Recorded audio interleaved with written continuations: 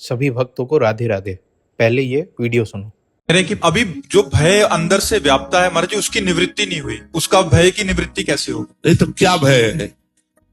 जीवन जिस कार्य के लिए मिला था, कार्य पूरा नहीं हुआ है जी। और मृत्यु निकट लग रही है, इसका भय है। हाँ, ये थोड़ी सी केवल समझ की बात है, नहीं तो इसी क्षण हम भगवत प्राप्त हो जाए। इसी क्षण अगर हम हृदय से जो भय लग रहा है, ये अभी ठीक नहीं लग रहा है, भय सही भय नहीं है। अगर वास्तविक भय लग जाए तो जो सभी तावा सरनाई रखियो ताई प्राण किनाई, भय मुझे लगा था।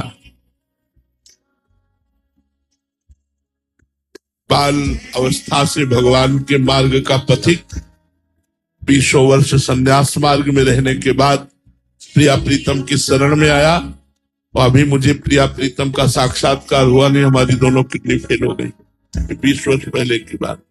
साधन अभी तो चला ही है प्रिया प्रीतम का, और किडनी फेल हो गई। अब क्या साधना बनेगी, क्या दुर्दशा होगी। बस अंदर से वो घबराहट पैदा हुई। न 1 रुपया, न एक आदमी पानी देने वाला, न 1 इंच जगह, वास की जगह नहीं। जिस आश्रम में रहते थे वहां से भी निकाल दिए गए, झोला कांधे पे राधा वल्लभ जी के सामने बैठ करके। वो जो शरणागति हुई प्यारे, वही शरणागति दहाड़ रही है। अब न मरने का भय रह गया है, ना किसी तरह की कोई चाह रह गई है। बस एक ठसक ही ठसक, बिल्कुल। अब तुमको कैसे बतावे, कैसे बतावे। अभी सही भय नहीं आया।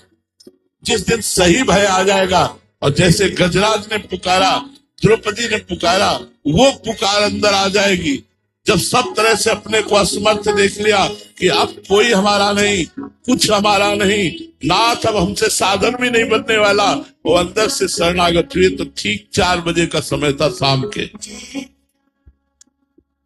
चिल्ला चिल्ला कर रो रहे थे, चिल्ला चिल्ला के जैसे कोई बच्चा रोए।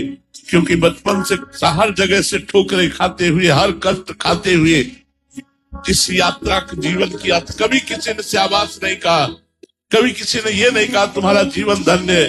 जब देखो तो गाली, जब देखो तो ठोकरे, जब देखो तो भूख प्यास, गर्मी सर्दी, नाना प्रकार के कष्ट। तब लगा कि नाथ, ब्राह्मण के घर में जन्म हुआ, बाल्यावस्था से भगवत मार्ग में चले, लेकिन आज मैं अधूरा जा रहा हूं। क्योंकि डॉक्टर ने हमें बताया किडनी फेल मतलब मरने वाले हो। तो हम कहा आज अधूरा जा रहा हूं प्रभु, अब तो आपसे ही पूर्ण होगा, मेरे से नहीं होगा। दोस्तों, महाराज ने जो कहा है उसमें बहुत गहरी बात छिपी है कि हमें दुख के बिना भगवान नहीं मिल सकते, और ना ही यह आत्मा परमात्मा में लीन हो सकती है।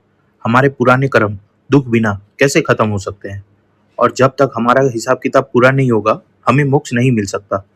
कोई भी संत हो, रामकृष्ण परमहंस हो गए, सूरदास जी हो गए, भौरी सखी हो गए, मीरा हो गई, प्रेमानंद जी महाराज खुद, बहुत लंबी लिस्ट है। और दोस्तों, उम्मीद है समझ गए होंगे। राधे राधे।